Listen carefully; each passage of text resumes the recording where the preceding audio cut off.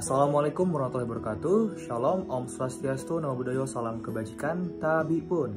Di sini kami ingin mempresentasikan tugas fenomena transport material, di mana kami mengambil judul difusi massa proses variasi suhu terhadap kuat mekanik sambungan bajal tembaga pada proses furnace brazing.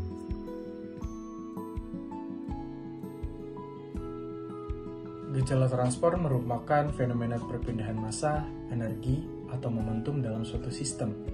Dalam konteks industri material, salah satu gejala transport yang sangat penting adalah difusi atom, yang menjadi dasar berbagai proses manufaktur termasuk penyambungan logam seperti brazing.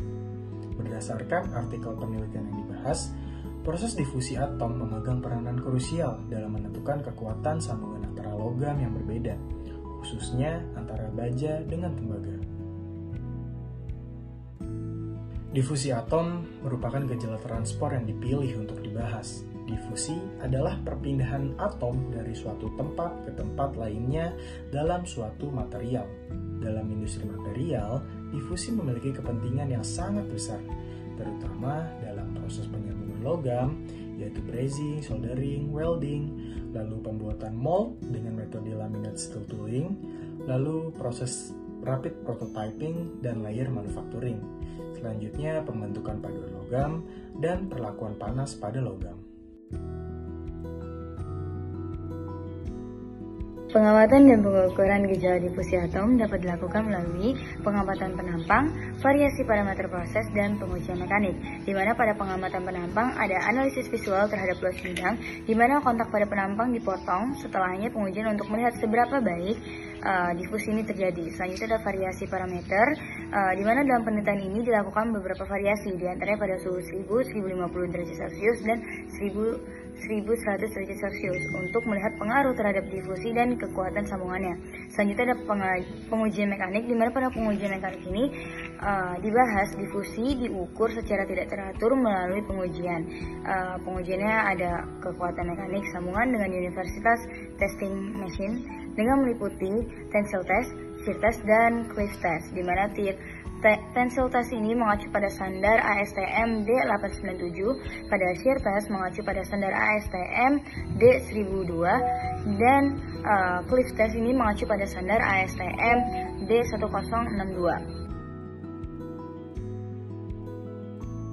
Saya ada dari pengukuran gejala difusi beberapa besaran variabelnya ini pada besarannya, di mana pada tensile strength dalam MPa itu mengukur kemampuan sambungan menahan beban tarik, digunakan untuk menentukan kualitas sambungan. Pada penelitian ini didapatkan 17,91 MPa pada 1000 derajat Celcius, 8,4 MPa pada 1050 derajat Celcius, dan 25,16 MPa pada 1100 derajat Celcius. Selanjutnya ada shear strength, di mana ini diacuin dalam MPa juga, di mana ini mengukur ketahanan sambungan pada terhadap gaya geser. Pentingnya untuk aplikasi untuk melibatkan beban geser, dan ini didapatkan 21,39 MPa pada 1000 derajat Celcius, 22,56 MPa pada 1050